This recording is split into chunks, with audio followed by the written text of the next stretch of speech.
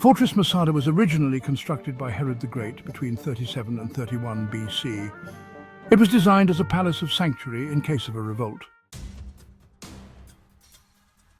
According to Josephus, King Herod was an Edomite commissioned by the Roman Empire as a client king over Judea. Due to the fact that he was not a Judean and remained in league with the Romans, he was merciless to his people and called for the assassinations of numerous Hasmoneans, making him an abhorred leader. Some psychologists have actually even categorized Herod as bipolar and struggling with a kind of paranoia. This paranoia about losing power is thought to be among the reasons behind his luxuriant building activities, such as Masada.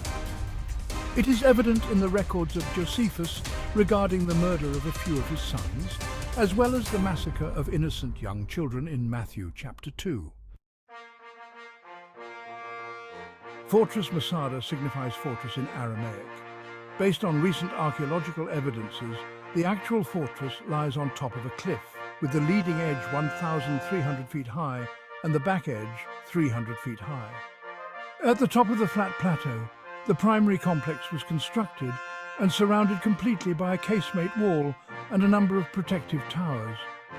Inside the walls were warehouses, a barracks, an armory, a palace, wells, and probably a synagogue.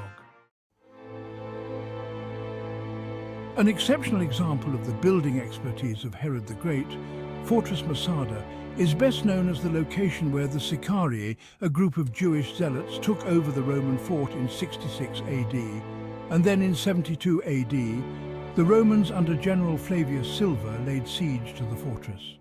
To break the siege, the Romans used a slave force of over 9,000 to construct a huge earthen ramp up the side of the cliff and assaulted the fortress with about 5,000 soldiers in the spring of 73 AD. The end outcome of the siege was the suicide of 953 Sicarii. Rather than be caught and forced into slavery by the Romans, the Sicarii ended their lives, making a powerful declaration about the liberty and independence of Judea. The remains of a minimum of 9 Roman camps from archaeological evidences of the siege can still be seen today, and the ramp up to the fortress Masada made by the Romans can still be scaled. Fortress Masada holds lots of fascinating discoveries. The most biblically relevant came throughout the excavations of 1963 to 65, when parts of numerous biblical, sectarian and apocryphal scrolls were discovered, consisting of pieces of Genesis, Leviticus, Deuteronomy, Psalms and Ezekiel, dating to prior to the 1st century AD. These fragments appear to have actually come from neighboring Qumran.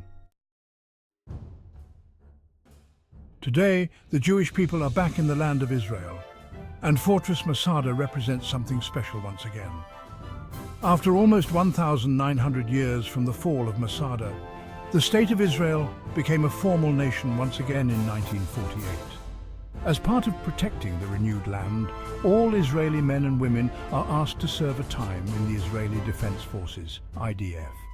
After the conclusion of basic training, new IDF soldiers climb up the snake path at night and are sworn in at a torchlit ceremony at the top of Fortress Masada.